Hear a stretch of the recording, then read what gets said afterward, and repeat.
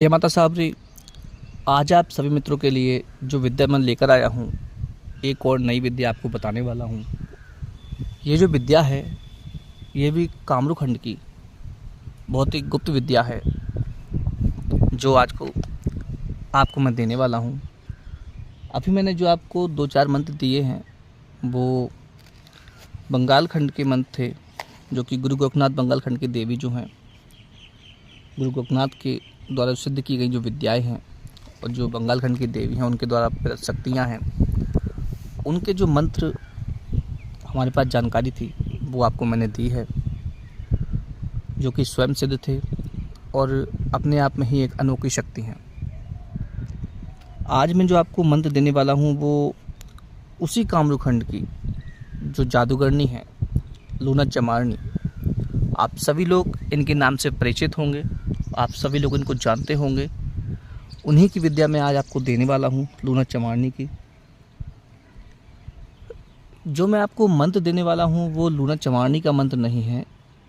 जो लूना चमारनी के द्वारा शक्तियाँ सिद्ध की गई थी, जिन मंत्रों का वो प्रयोग करती थी, उन मंत्रों की साधना, उन मंत्रों की सिद्धि, उन मंत्रों की जानकारी मैं आपको देने वाला हूँ। उनमें से एक छोटी सी विद्या मैं आपको आज बताने वाला हूँ। इस विद्या में चंडी माता के वीर आपको सिद्ध होते हैं, जो कि चौड़ा वीर है और दादू वीर चौधरी जी हैं कांवड़ देश के। उनकी शक्ति आपको सजीव होती है, यानी कि आपको जागृत हो जाती है, और आपके जो भी काम हैं उनको साधने में, आपकी सहायता करने में, वो आपकी जो भी काम है उनको बनाने में आपकी मदद करती हैं। ये बहुत ही गुप्त विद्याएं हैं, और जितना मेरे पास जानकारी है उतना मैं आपको बताने का प्रयास कर रहा हूँ।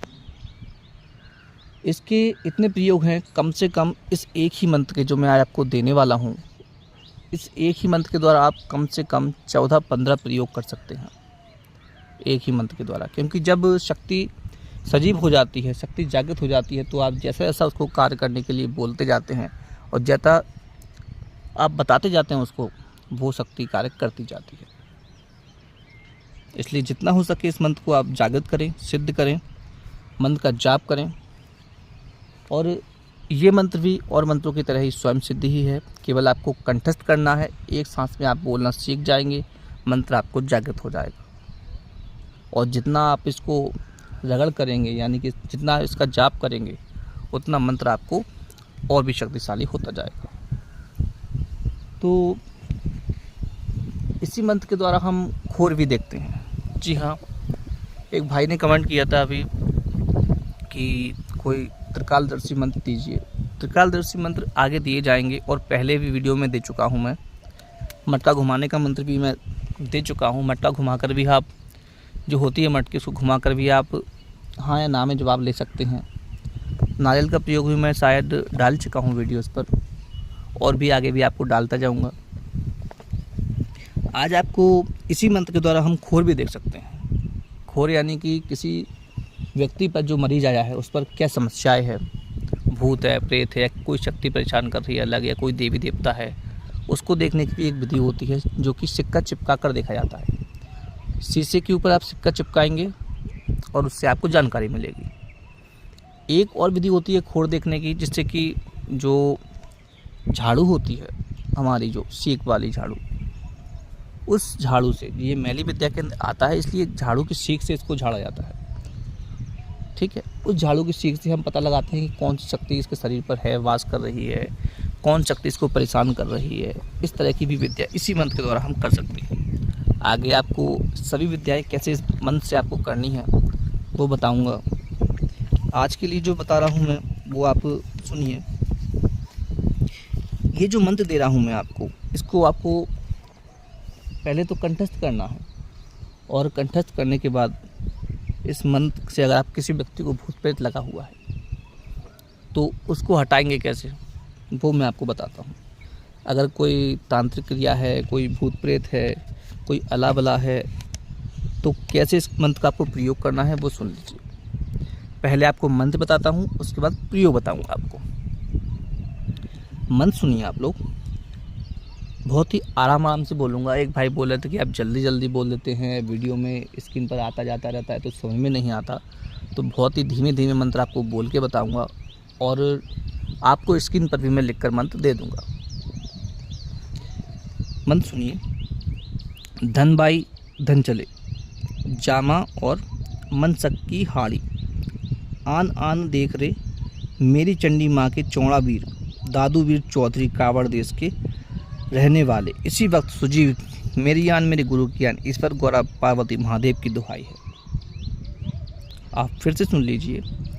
धन बाई धन चले, जामा और मनसक की हाड़ी, आन आन देख रे मेरी चंडी माँ के चौड़ा वीर, दादू वीर चौधरी कावड़ देश के रहने वाले, इसी वक्त सुजीव मेरी आन मेरे गुरु की आन, इस पर गौरा पार्वती महादेव की दुहाई।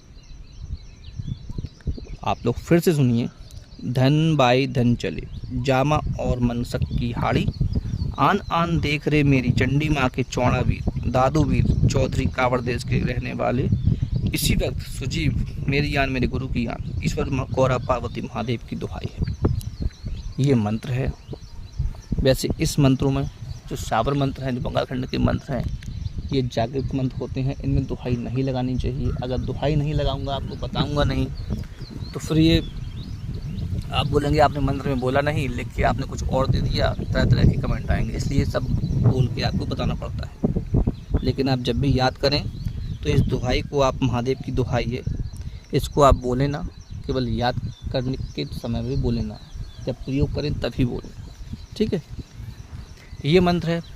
और एक भाई का और कमेंट आया था, उसको वो नाम समझ में नहीं आए थे, जो मैंने शक्तियों के नाम बताए थे, उनको मैं फिर से नाम बता देता हूँ कि जो 3 शक्तियाँ हैं, जो गुरु गोरखनाथ बंगालखंड की जो देवी हैं, उनके मंत्र चलाते समय जो शक्तियों को याद करना है, जिनको होम देना है 3, वो है मांगुवीर नट।